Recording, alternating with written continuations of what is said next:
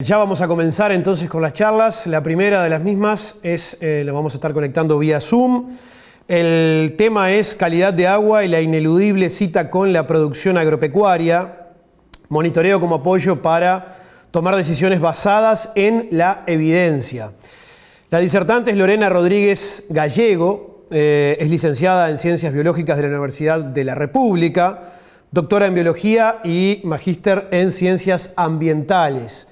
Lorena es profesora adjunta en el Centro Universitario Regional del Este de la Universidad de la República en el Departamento Interdisciplinario de Sistemas Costeros y Marinos. A ver, Lorena, si te escuchamos y te podemos comenzar a ver entonces para esta primera conferencia.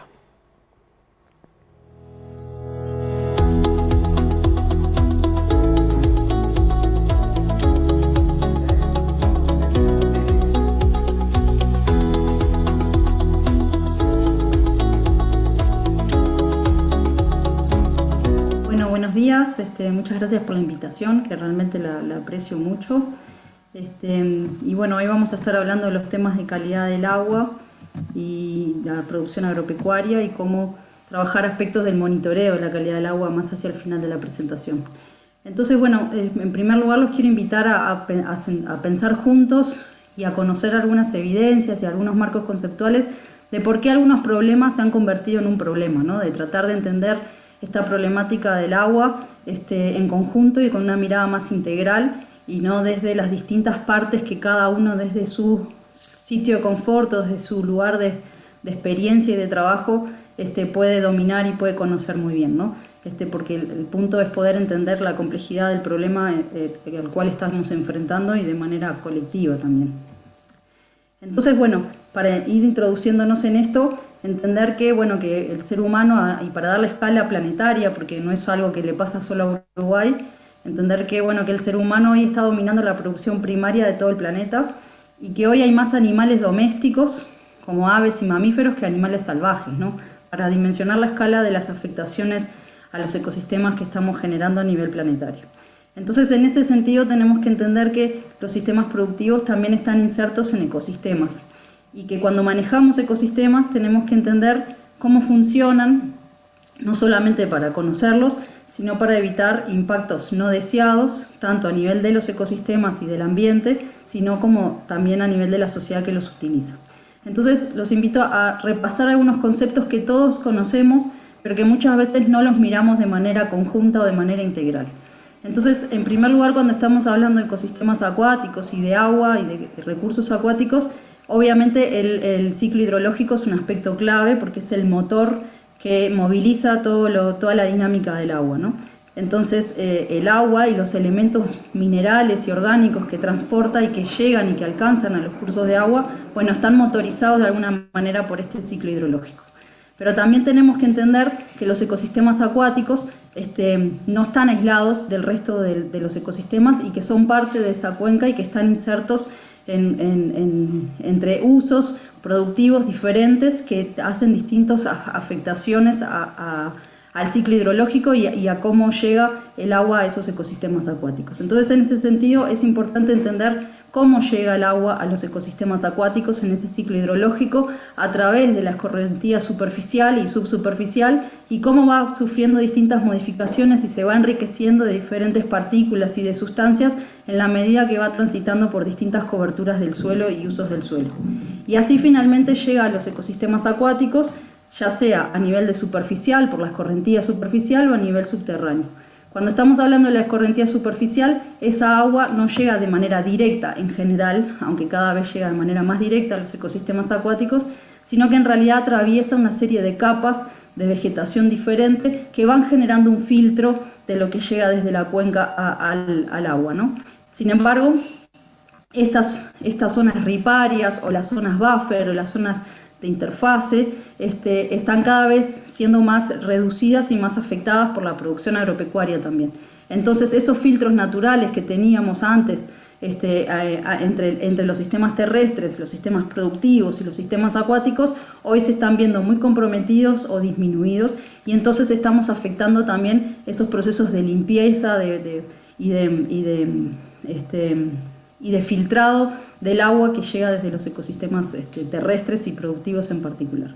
Otro aspecto bien importante que tenemos que entender cuando hablamos de ecosistemas acuáticos es que los productores primarios son muy diferentes a los que estamos acostumbrados en los sistemas terrestres. Por un lado tenemos las plantas, pero por otro lado tenemos a esas microalgas, a ese fitoplancton, que son los productores primarios dominantes en el agua, ¿sí? Que al contrario de la tierra son pequeños, muy pequeños, son microscópicos, pero que se acumulan y cuando tienen fertilizantes suficientes o nutrientes suficientes pueden generar biomasas muy altas y hacer que los cursos de agua se vuelvan incluso verdes, ¿no?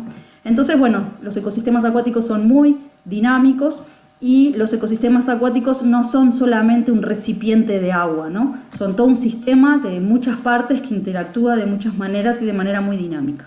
En esas interacciones, y muy especialmente para el caso uruguayo, también tenemos que considerar los aspectos hidrológicos y de la dinámica hidrológica que tienen nuestros sistemas, también mediados por el ciclo hidrológico, ¿no? Que le impone un dinamismo brutal a nuestros ecosistemas, que todos ustedes conocen y saben, porque cada vez que tuvieron que cruzar una cañada o cuando los que están en el campo conocen muy bien cómo se desbordan las cañadas, cómo crecen las lagunas, cómo crecen los bañados, pero no siempre asociamos que eso es parte inherente del funcionamiento y de la dinámica de nuestros ecosistemas y que no es algo que muchas veces podamos controlar porque depende de nuestro régimen de precipitaciones y de nuestro régimen climático. Entonces, tenemos que entender que los sistemas acuáticos no son estáticos, sino que son muy dinámicos y que lo que hoy parece un arroyo pequeño, con poca agua y de muy poco volumen, puede terminar siendo un arroyo muy grande que nos pueda complicar muchos manejos y muchos aspectos de nuestra vida cotidiana. Y el cambio de chip que tenemos que hacer y a nivel conceptual es que los arroyos o los cuerpos de agua o los ecosistemas acuáticos no son el agua promedio cuando estamos en días normales, sino que los ecosistemas acuáticos son todo esto. Son cuando estamos en un verano seco y cuando estamos en un año muy lluvioso. Y toda esa dinámica hace parte de los ecosistemas acuáticos y eso también fija y determina la biodiversidad, el funcionamiento y la calidad del agua. Y en este sentido no voy a profundizar porque no da el tiempo, pero es importante que empiecen a manejar el concepto de caudal ambiental, que es algo que recientemente se incorporó en la normativa, que es un concepto que se viene desarrollando a nivel mundial y a nivel nacional y que vamos a tener que seguir ahondando en esto, que es esos caudales que nos permiten mantener a nuestros ecosistemas saludables y funcionales, ¿no? Y bueno, no voy a poder entrar mucho más en esto. Algunos otros aspectos bien importantes cuando hablamos de agua, ¿no? Y que nos van a hacer mucho al sistema de monitoreo que querramos implementar, es la calidad del agua. ¿Qué es la calidad del agua? Es un término genérico que tiene varios componentes. Por un lado tiene a una serie de indicadores, ¿sí? que pueden ser físicos, químicos o biológicos, que pueden ser del agua y de los organismos, a una clasificación de los usos de los ecosistemas acuáticos que estamos analizando, porque no es lo mismo la tolerancia que vamos a tener en sistemas que son para abastecer el agua potable que a los que son para abastecer agua de riego, y además a un sistema de umbrales, valores o descriptores de esos indicadores que nos dicen, bueno, nos pasamos, estamos en niveles críticos de este indicador o estamos en un rango aceptable. Entonces, la calidad del agua resume todo eso. Y para la calidad del agua también es importante la normativa. Pero ¿qué pasa con la normativa uruguaya? Que es muy pobre y es muy antigua. Entonces, muchas veces la normativa nacional solo nos dan referencias muy generales y a veces tenemos que usar normativas más internacionales o de otros países que son más modernas y que incorporaron una serie de nuevos contaminantes, por ejemplo, o de nuevos problemas que cuando se generó la normativa nacional prácticamente no se estaban dando, y menos en Uruguay. Entonces hablemos muy rápidamente de algunos problemas y muy al pasar. Por ejemplo, ¿cuáles son los problemas hoy de calidad del agua en el país? Bueno, cada vez hay más evidencia que muestra cómo los agroquímicos, especialmente los pesticidas, están afectando a las matrices ambientales y a los organismos. Este es un trabajo que muestra la acumulación de pesticidas en tejidos de peces del río Uruguay, donde hay peces que llegan a tener hasta 26 compuestos en sus tejidos, y es normal que los peces tengan entre 2, 3 y 4 pesticidas diferentes en sus tejidos, lo cual es una señal de alarma bien importante. Y otro proceso bien importante es el de eutrofización, que están viendo en la prensa permanentemente, que es este proceso de las floraciones de cianobacterias, que el agua se pone verde. Y bueno, ¿y qué es el proceso de eutrofización? y es el proceso de enriquecimiento de nitrógeno y fósforo de los ecosistemas acuáticos. Básicamente es la fertilización de nuestros ecosistemas acuáticos. ¿Por qué lo fertilizamos? Bueno, sin querer, es una cuestión indirecta, es incidental, y se da por la intensificación de los usos agropecuarios que utilizan fertilizantes o distintas prácticas de manejo para mejorar la productividad agropecuaria, que tiene como consecuencia indirecta y no deseada también la fertilización de los ecosistemas acuáticos. ¿Por qué? Porque esa agua de escorrentía, en ese movimiento que fuerza el ciclo hidrológico, esa agua termina llegando a los ecosistemas acuáticos y enriquecida en nutrientes, y que hace que aumente la productividad primaria, aumenta la clorofila, la cantidad de fitoplancton en los ecosistemas acuáticos. Y el problema es que cuanto más fósforo tenemos en el agua, más fitoplancton en general, y además dentro de ese fitoplancton se favorecen especialmente las cianobacterias, que tienen la capacidad de generar toxinas muy nocivas para la salud humana y también para la salud de los otros organismos del ambiente. Y cuanto más fósforo, también hay una tendencia a que las cianobacterias produzcan más toxinas. Entonces estamos en un círculo vicioso del que tenemos que ver cómo salimos y qué medidas tomamos y cómo monitoreamos eso para tomar mejores decisiones de manejo, ¿no? Bueno, ¿qué es lo que está pasando a escala país? Bueno, está pasando que cada vez tenemos más evidencia que indica que los sistemas intensivos, como el lechero y el agrícola, tienen niveles de nitrógeno y de fósforo más elevados que los sistemas extensivos como la ganadería extensiva. Entonces ahí tenemos mucho para trabajar, y eso se está dando básicamente por la intensificación agropecuaria. Y bueno, esto es todo un mundo para trabajar y para conversar, ¿verdad? Y el broche de oro y la frutilla de la torta es el cambio climático, ¿no? Que este aumento de la temperatura acelera todos los procesos biológicos, favorece aún más a las cianobacterias, favorece los procesos de liberación de fósforo desde los sedimentos y desde los suelos, retroalimentando el proceso de eutrofización, y además esta variabilidad de las precipitaciones con eventos cada vez más extremos también favorecen los procesos de eutrofización por aportes cada vez más severos de erosión y de escorrentía, y también eventos secos que favorecen también la proliferación de las cianobacterias. Entonces, bueno, ¿cómo están llegando estos contaminantes? Han escuchado muchas veces de las fuentes puntuales y las difusas. Bueno, las puntuales son aquellas donde podemos identificar un punto de vertido muy fácil, donde podemos cuantificar el volumen y las características de ese vertido, y donde podemos diseñar sistemas de tratamiento de tratamiento de esos efluentes antes de que sean vertidos a los sistemas acuáticos. Es costoso, es diferente para cada tipo de vertido, pero hay alternativas y hay soluciones viables. El tema son las fuentes difusas. ¿Cuáles son las fuentes difusas? Bueno, son aquellas que se producen desde amplias superficies del terreno, que no son nada fácil de reconocerlas y de cuantificarlas, son muy complejas y además son muy dinámicas, porque pueden ser muy diferentes según los distintos eventos de lluvia que estamos teniendo, o pueden ser muy diferentes o variar mucho según los manejos que estamos haciendo en los predios. Entonces son muy difíciles de cuantificar. ¿Qué vienen los aportes difusos? Bueno, vienen nutrientes, viene fósforo, viene nitrógeno, vienen pesticidas, vienen sustancias de partículas en suspensión, y pueden venir otros contaminantes también. Vamos a usar el ejemplo del fósforo para representar bastante las fuentes difusas, ¿no?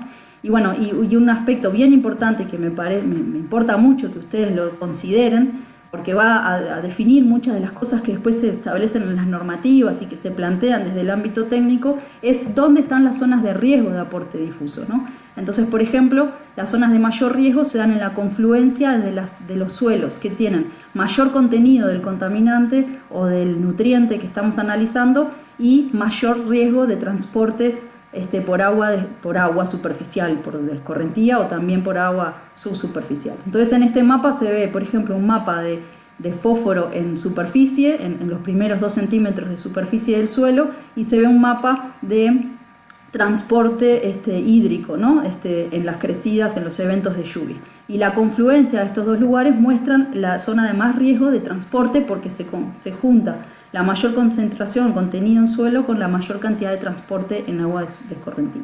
Entonces, tenemos que trabajar mucho en estas zonas de mayor riesgo, ¿no? De las zonas críticas de exportación. ¿Y cuáles son esas zonas críticas de exportación? Bueno, son esos desagües, son esas zonas, esos drenajes que ocurren en el campo, que son sistemas acuáticos que son intermitentes, que están la mayor parte del año secos, pero cuando llueven son los que acumulan el flujo superficial del agua y son las zonas de mayor riesgo de transporte. También son las zonas bueno, me voy a concentrar un poco más en esto otro.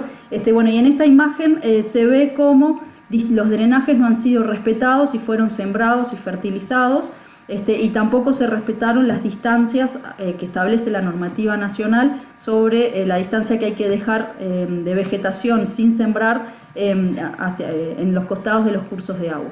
¿Y por qué es importante entonces? ¿Por qué la normativa es tan exigente en esto? ¿Y por qué cuando hablamos de estos temas, los técnicos que estamos en esto, somos tan insistentes con esto? Bueno, porque justamente representan esta zona de mayor riesgo de exportación. Además, hay un aspecto que me interesa mucho resaltar, que es que aunque los sistemas productivos puedan ser muy eficientes en el uso de los fertilizantes y de los insumos que utilizan, igual los niveles de exportación pueden ser muy altos a nivel de los estándares ambientales. Entonces, por ejemplo, una tesis recientemente demostró cómo en sistemas pastoriles con praderas artificiales hay una eficiencia de uso del fertilizante muy grande, donde solamente el 2% del fertilizante es exportado desde la chacra. Sin embargo, ese 2% está en forma soluble, de fósforo soluble, o sea, el fósforo que de las algas directamente pueden tomar del agua. Es decir, que capaz que no le estamos mandando una cantidad enorme, pero se la estamos mandando en la forma en que ellas lo prefieren. Y además, cuando se comparan las concentraciones de ese fósforo soluble en el agua escorrentía y en el agua de los ecosistemas acuáticos, bueno, los niveles, aunque sea poco desde el punto de vista agronómico, desde el punto de vista ambiental, son muy elevados. Entonces esto nos pone, ese elefante que yo les planteo, nos lo pone muy frente a nuestras caras, ¿no? Donde tenemos que trabajar en conjunto para entender ese elefante, porque si solamente miramos el colmillo o la cola o la oreja del elefante, no podemos entender la problemática en la que estamos enfrentando. Y en ese sentido, bueno, hay mucho para trabajar en los aspectos de diseño de tajamares, de diseño de los potreros, de diseño de las franjas de vegetación que tenemos que respetar en los drenajes y en los cursos de agua, ¿sí? Donde tenemos que evitar por todos los medios el ingreso del agua escorrentía desde las chacras a los tajamares, por ejemplo, o evitar que el ganado, desestimular que el ganado permanezca mucho en el curso de agua o en las márgenes del curso de agua, de manera que sus deyecciones no ingresen rápidamente a los cursos de agua. Por eso se habla mucho de estos cinturones de vegetación, de las zonas buffer, de las zonas de transición, que si bien para los productores son zonas inservibles, son improductibles, se las califica como zonas sucias y demás, en realidad son zonas que las tenemos que empezar a mirar y cambiar ese chip en nuestra cabeza de que en realidad son zonas que están trabajando para mantener la calidad del agua y no son zonas inservibles, sino que son zonas que están trabajando para mejorar los estándares ambientales de nuestros predios y además para mejorar la calidad del agua de nuestros sistemas de abrevaderos, porque en Uruguay ya han habido registros de mortandad de ganado por consumo de agua con cianobacterias y con cianotoxinas.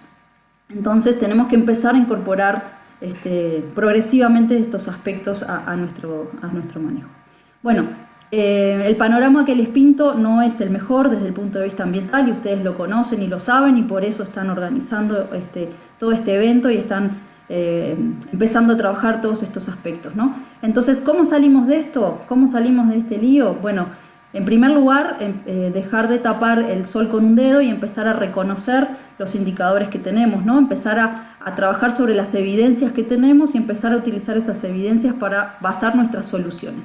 Lo que tiene de bueno el sistema productivo es que a veces tenemos soluciones muy blandas y muy basadas en naturaleza que pueden tener bajos costos y tener eficiencias y resultados muy, muy buenos y además favorecer otros aspectos del ambiente, ¿no? Como la biodiversidad y demás. Entonces, podemos tener tecnologías apropiadas, de bajo costo, basadas en naturaleza y que nos den resultados muy positivos. Y para eso, ¿cómo tenemos que trabajar? Bueno, necesitamos trabajar en conjunto y por eso yo agradezco especialmente esta invitación, porque me parece fundamental que la ciencia y la investigación trabajen en conjunto con los sistemas productivos, con los productores, para que podamos integrar esos saberes y podamos trabajar a este elefante de manera conjunta. Entonces, en estas necesidades de trabajar sobre las evidencias es fundamental el monitoreo, ¿no? Y el monitoreo es el que nos va a suministrar de evidencia para apoyar nuestras decisiones, para que nos aseguremos que las decisiones que estamos tomando sean las mejores y no sean por las dudas o porque a mí me parece o porque alguien me lo dijo. Entonces, bueno, ¿qué es el monitoreo? ¿Qué es el monitoreo? Bueno, es un proceso sistemático de recolección, de análisis y de utilización de la información, que lo hacemos para hacer un seguimiento de ciertos indicadores que nos describen el estado de lo que estamos buscando, en este caso de un ecosistema acuático, de la calidad del agua, por ejemplo. Entonces, este sistema de monitoreo nos va a permitir evaluar si el estado que deseamos lo estamos alcanzando o si nos estamos desviando, y si las medidas de gestión y de manejo que estamos implementando nos están ayudando a mejorar esos indicadores o en realidad nos están haciendo que los empeoremos. Entonces, ¿qué es lo que tenemos que trabajar en primer lugar cuando estamos hablando de un monitoreo? En primer lugar, tenemos que saber para qué queremos monitorear, ¿no? El objetivo de ese monitoreo. Y ese monitoreo tiene que ser lo más asertivo, lo más directo posible. Hablando en criollo, tiene que meter el dedo en la llaga, tiene que ir a medir las cosas que sabemos que nos van a dar las luces rojas. No son monitoreos que esquiven, no tenemos que eludir el problema, porque entonces para eso ni monitoreamos. Entonces tenemos que preguntarnos para qué lo queremos y en base a eso rápidamente vamos a poder decidir, bueno, entonces qué es lo que tengo que medir. Si quiero monitorear eutrofización, son unos indicadores. Si quiero monitorear pesticidas, son otros. Si quiero tener una idea general de la calidad del agua, lo diseñamos de una manera. Si quiero ver el efecto de la variabilidad climática, es otro. Entonces, una vez que fijamos ese objetivo, ojalá en un documento escrito para que no nos falle la memoria, luego es qué indicadores vamos a medir. Y después es cómo y dónde y con qué frecuencia vamos a medir esos indicadores. Y esto es un punto importante porque si nosotros cambiamos el sistema de medición en el medio, después no vamos a poder comparar o no vamos a saber si las diferencias que encontramos es porque ahora medimos diferente o porque cambiamos del lugar del monitoreo. Por eso hay una etapa de diseño que es bien importante. Y después, bueno, ¿quién realiza esas mediciones? Porque tiene costos, porque toma tiempo, porque dan trabajo. Y también cómo se registran esas mediciones, dónde ponemos esa información y cómo analizamos esa información, porque solamente tener una lista de datos en una tabla guardada en un cajón no nos va a servir de mucho. Y tampoco si estamos perdiendo el papelito donde anoté lo último que medí el mes pasado. Entonces tenemos que tener sistemas también de registro eficientes y seguros.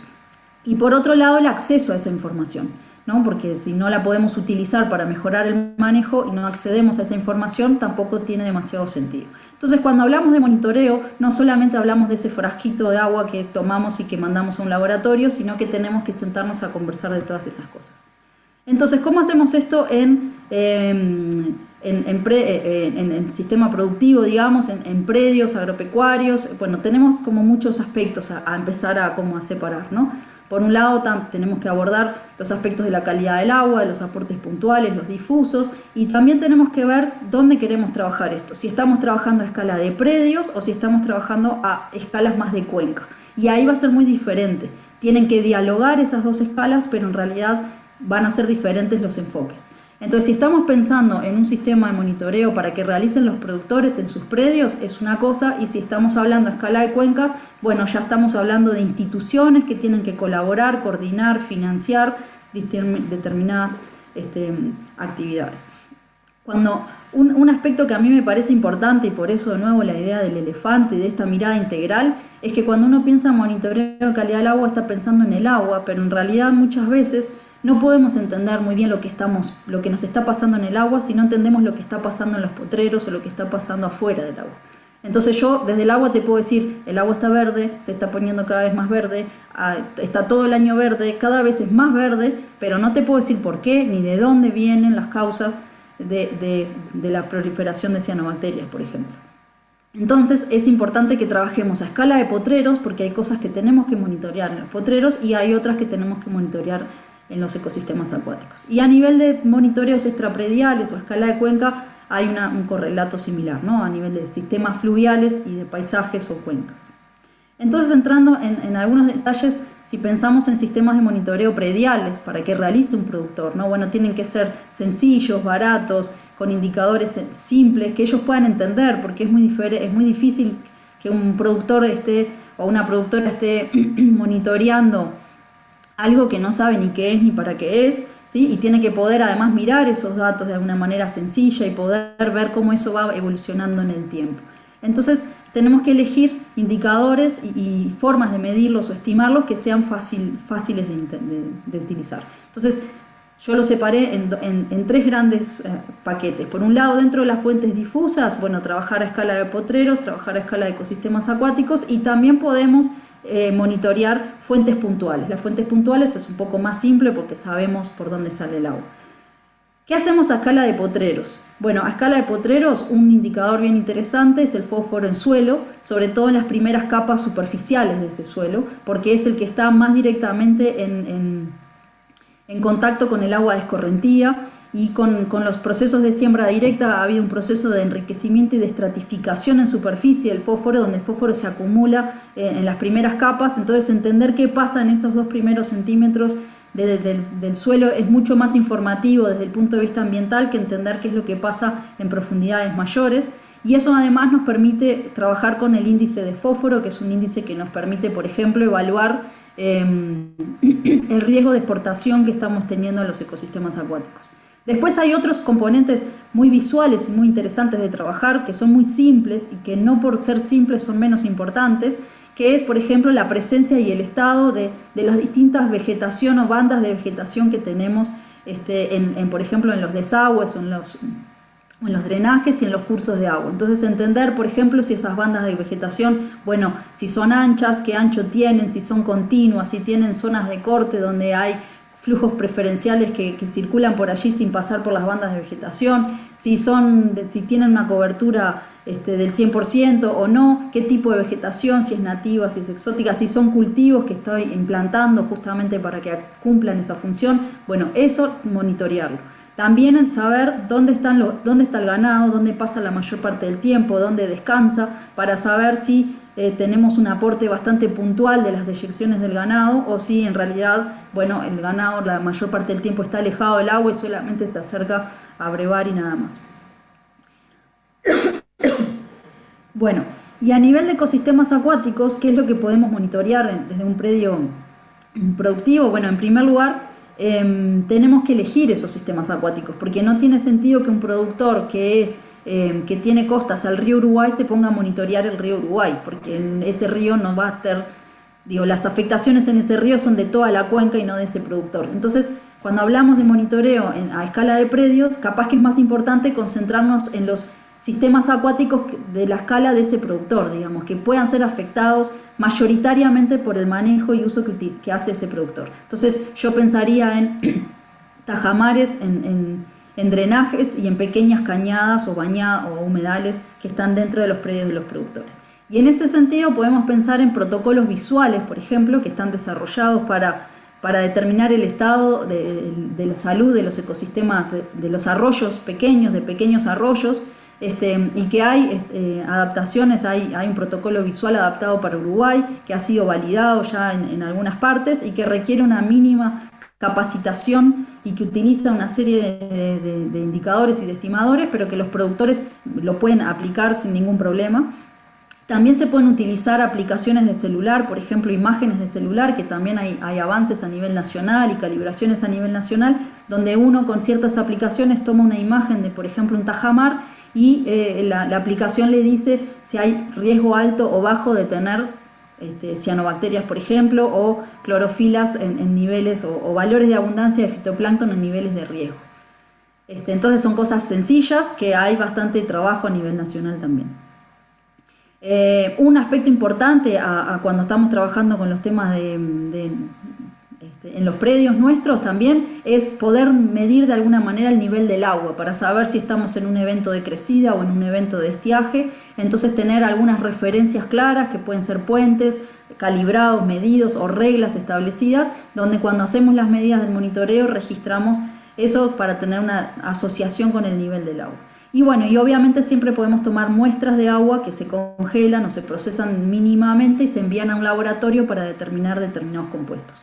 Eso es algo que siempre podemos hacer y bueno, es un trabajo extra, pero que es importante que los productores una vez al año o de vez en cuando puedan tener un registro de estas muestras de agua también.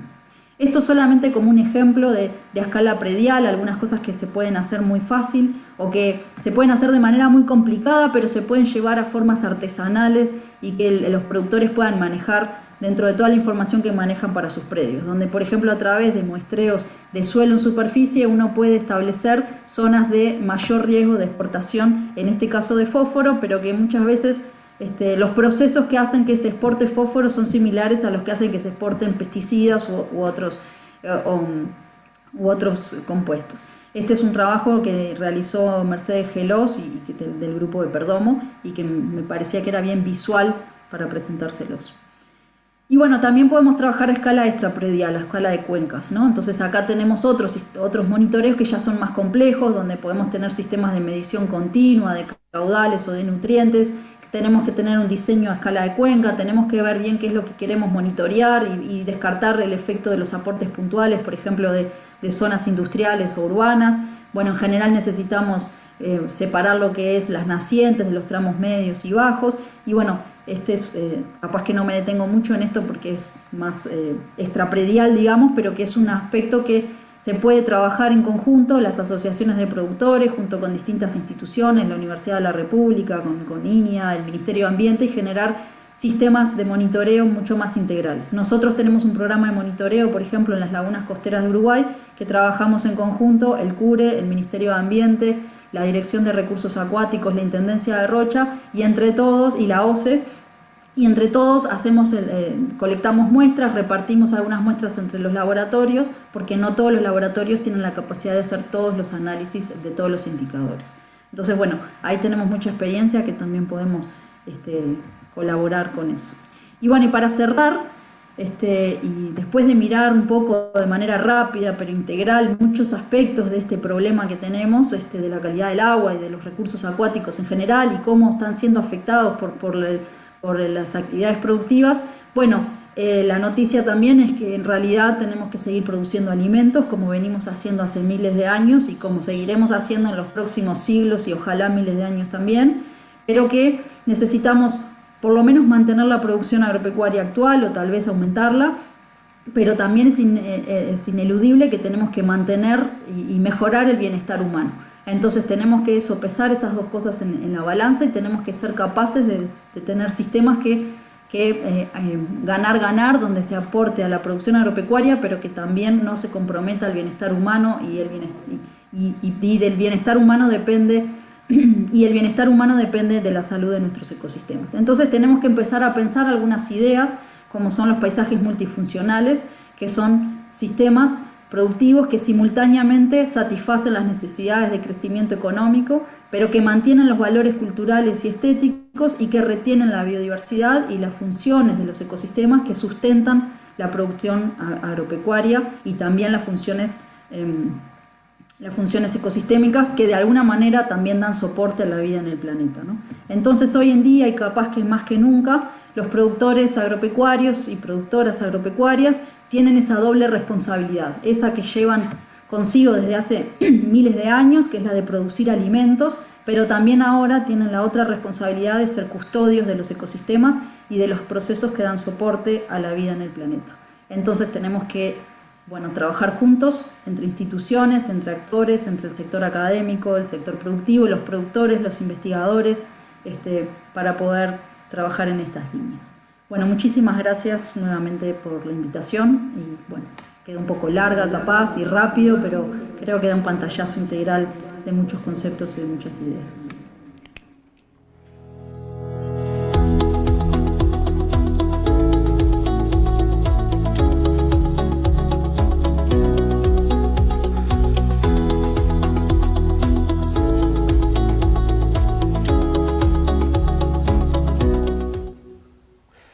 Muchísimas gracias, Lorena, por tu intervención. Ahora vamos a pasar al espacio de comentarios y también de alguna pregunta.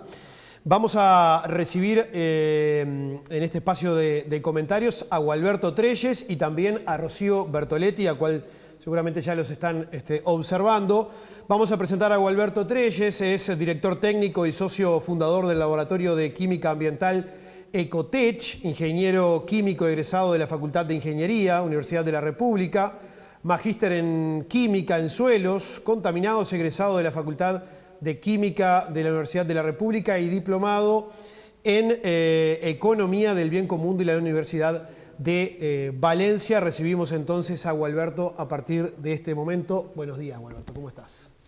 Hola, buenos días.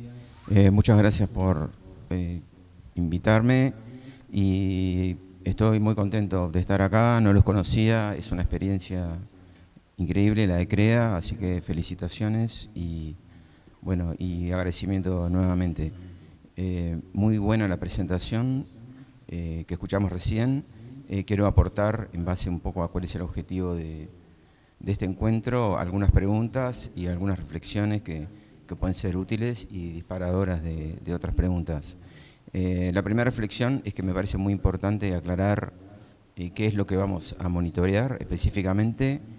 Se mencionó en la presentación la posibilidad del fósforo, pero creo que también existen otros impactos en el agua, en los cursos de agua, y por lo tanto primero a identificar cuál es el uso afectado del agua para después determinar cuál es el conjunto de indicadores específicos de calidad de agua que vamos a medir en cada predio, en cada zona, en cada territorio, en cada cuenca. La segunda reflexión es que creo que es importante definir indicadores que estén vinculados a la producción, en concreto relacionados a la unidad de producto o a superficie, por ejemplo, kilogramos de tal contaminante por kilogramos de producto o por superficie. Creo que esto es bueno porque el paradigma actual de gestión ambiental está centrado no en el tratamiento final de lo que uno emite, sino en intentar minimizar y racionalizar el consumo tanto de insumos como de otros elementos, también la energía, para lograr emitir lo menos posible. Este tipo de enfoque tiene como consecuencia la reducción en las emisiones, en la afectación de los cursos de agua, pero también tiene una incidencia económica al reducir los costos de las empresas en la necesidad de invertir en estos insumos. Por lo tanto, creo que es relevante desarrollar metodologías para poder medir cuál es la tasa de uso de determinados insumos o productos en relación a la producción, ya que eso sería el objetivo primario a minimizar. Los segundos son las prácticas adecuadas, las prácticas correctas para este uso, para racionalizar este uso y para lograr realmente que exista una circularidad en los procesos, que es la base de la agricultura regenerativa, y creo que es a lo que se apunta con la idea mencionada en la conversación que escuchamos recién, de que tenemos que preocuparnos por las generaciones futuras, por las familias que están en los lugares, por el ambiente y por la prosperidad de los emprendimientos. Bien, muchísimas gracias, Gualberto Trelles, entonces por tus comentarios. Vamos a recibir ahora también a quien nos acompaña aquí en el living, a la doctora en Medicina y Tecnología Veterinaria, Rocío Bertoletti, quien trabaja en producción animal, es productora CREA, agrícola ganadera, integrante de la Comisión de Ambiente CREA. Buenos días. Hola, buen día. ¿Qué tal? Bueno, quería agradecer primero que nada la espectacular charla de Lorena. La verdad, mucha información, muy rica. Creo que tenemos mucho para aprender y mucho para trabajar. Primero, una reflexión que considero un puntapié inicial, que hoy por hoy nos estamos sintiendo que realmente los humanos estamos dentro del sistema. Porque creo que hasta este momento muchas veces estamos trabajando para afuera, es decir, producir más, obtener más producto, obtener más producción, y creo que realmente en este momento estamos tomando conciencia que todo eso nos tenemos que sentir integrados como lo que somos, que todos debemos de trabajar también para nuestra salud. Cuando empezamos a tener conciencia de nuestra salud, es ahí que abrimos los ojos y abrimos la conciencia. Eso como fundamental, integrarnos. Después, el otro concepto que quiero dejar es que tenemos que trabajar absolutamente en conjunto. nosotros productores, pero integrados a lo técnico, necesitamos mucho apoyo, los monitoreos, necesitamos trabajar con la academia. Fundamental lo que propone Lorena, trabajar juntos. Después me pareció algunos conceptos que anoté que me llamaron increíblemente la atención, más animales domésticos que salvajes, eso no sé, me impactó.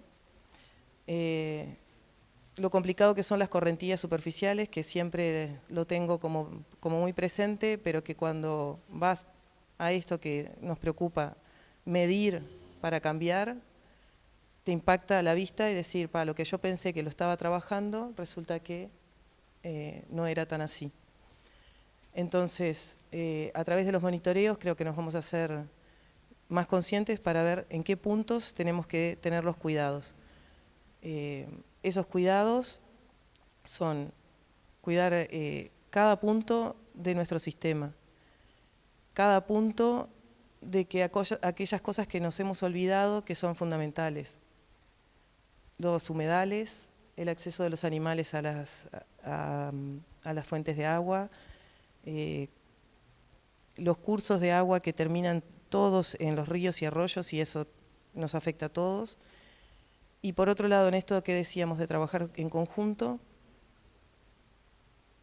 darnos cuenta que las ciudades y nosotros como humanos dentro del sistema implicamos también mucho la afectación a todo el sistema.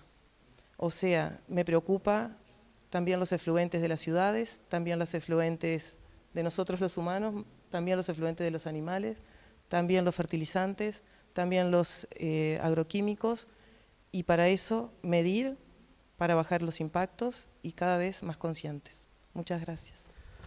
Muchísimas gracias, Rocío, a ti también entonces por esta opinión acerca de lo que fue la conferencia. Vamos a incorporar a Lorena para que nos pueda responder un par de preguntas que llegaron. Recuerden que las preguntas se pueden enviar a través del 098-451-000, ahí lo ven en pantalla, 098-451-000, o directamente pueden escribir en el canal de YouTube algún comentario o justamente alguna consulta que deseen. Vamos a incorporar a Lorena y ya les voy a trasladar a ella una pregunta que llegó del público. La pregunta dice, ¿existe una guía rápida ya disponible para que el productor pueda aplicar para conocer el estatus de calidad de agua a nivel de su propio predio? Si la respuesta fuera no, si se está trabajando en ello. A ver, Lorena, si está por ahí. Bueno, en primer lugar, gracias por el comentario. Sobre la guía rápida, creo que hace muchos años, capaz que 10, 15 años, 15 más probablemente, el proyecto de producción responsable que tuvo el Ministerio de Ganadería con fondos creo que del Banco Mundial había hecho una guía o un documento sobre calidad del agua y prácticas en los predios agropecuarios donde había componentes de calidad del agua. Ahora no me acuerdo bien los contenidos de ese documento, pero creo que algunos documentos existen, pero falta mucho trabajo para eso. Si se está trabajando en una guía específica, no lo sé, capaz que INIA esté trabajando o algún otro grupo de la universidad esté trabajando, yo no lo sé. Sí sé de esta guía de monitoreo rápido, de relevamiento visual del estado de los ríos, de los arroyos, que es un trabajo que se desarrolló en el CURE por otros colegas, pero no sé si hay alguien que esté trabajando en eso, pero tenemos todas las condiciones para empezar a trabajarlo, porque tenemos, por supuesto, que mucho acumulado para poder trabajar en eso. Igual quería aprovechar un poquito a comentar algunos detalles de la presentación y del comentario que hizo el primer panelista, que bueno, que yo me centré mucho en fósforo como un ejemplo, ¿no? Porque hoy estamos con esto de las cianobacterias como muy sensibles, entonces lo usé como un ejemplo, pero en realidad tenemos que ver si nos centramos más en temas de los contaminantes y cuáles contaminantes. En algunos predios pesticidas puede ser una cosa muy grave, pero en general están muy vinculados pesticidas y fósforo. Y Y bueno, y también hay temas de cantidad de agua, ¿no? Según el sistema productivo. Yo no me centré mucho en la forestación o en el arroz, me quedé más en la lechería y en la agricultura. Pero también ahí hay todo un mundo para trabajar, en temas Perfecto. de cantidad Lorena. y cantidad vinculado a calidad del agua también. Bien, vamos a la segunda y última pregunta, Lorena, y te pido en un minutito si podés. Buen día, gracias a Lorena por su presentación, fue muy clara. ¿En qué normativa se incluye el concepto de caudal ambiental? Muchas gracias, dice esta pregunta.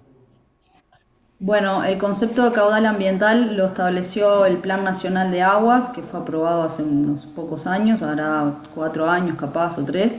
Y bueno, en el proceso de reglamentación hay una normativa y no me sé ahora los números, lo tendría que buscar. De hecho, en la presentación está el código de esa reglamentación. Supongo que será tal vez o una resolución ministerial o un decreto, me parece que es un decreto.